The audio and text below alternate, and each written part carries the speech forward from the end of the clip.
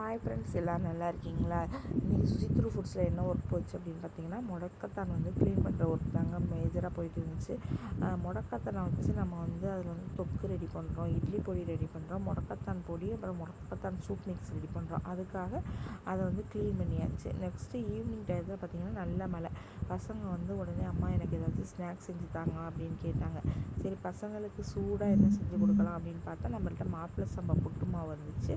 அதை வச்சு ஒரு கொழுக்கட்டை ரெடி பண்ணியாச்சு. மாப்பிள்ளை சம்பா புட்டு மாவு எடுத்தாச்சு. அதோட கொஞ்சமாக தேங்காய், அதோட நாட்டு சக்கரை, அப்புறம் பாசிப்பயிறு கொஞ்சம் வந்து ஊற வச்சு வச்சுருந்தேன். இந்த பாசிப்பயிரை வந்து அவங்க சாப்பிட்டு கடிக்கிறப்ப ஒரு கிறிஸ்பியாக கொஞ்சம் நல்லாயிருக்கும். அதுக்காக கொஞ்சமாக பாசிப்பயிறு ஊற வச்சுருந்தேன்.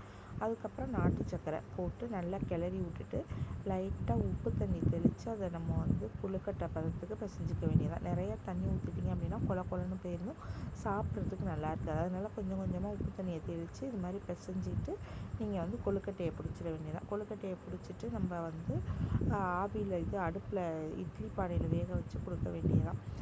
ஆவியில் வந்து வேக வச்சு சாப்பிட்றது எல்லாமே ரொம்ப நல்லதுன்னு சொல்லுவாங்க. அதையே வந்து நம்ம பாரம்பரிய அரிசிகளை பயன்படுத்தி செய்கிற இந்த மாதிரி ஸ்நாக்ஸை கொடுக்குறப்ப பிள்ளைங்களுக்கு ரொம்ப ஹெல்த்தியாகவே இருக்கும்.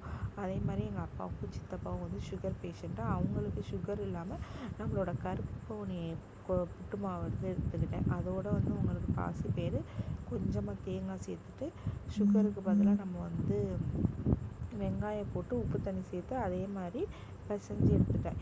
எப்போதுமே நம்ம வந்து ஃப்ரை பண்ணி சாப்பிட்றதோடையோ இல்லை டைரெக்டு ஆயிலில் போட்டு பொரித்து சாப்பிட்றதோட இந்த மாதிரி நம்ம வந்து ஆவியில் வேக வச்சு சாப்பிட்றது வந்து ரொம்ப நல்லது.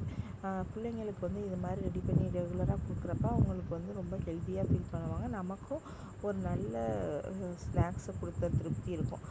உடனே என் பசங்க 2 பேரும் ஈவினிங் ஸ்நாக்ஸு சூப்பராக இருக்குமா அப்படின்னு சொல்லிட்டு சாப்பிட்டாங்க. இது மாதிரி உங்களுக்கும்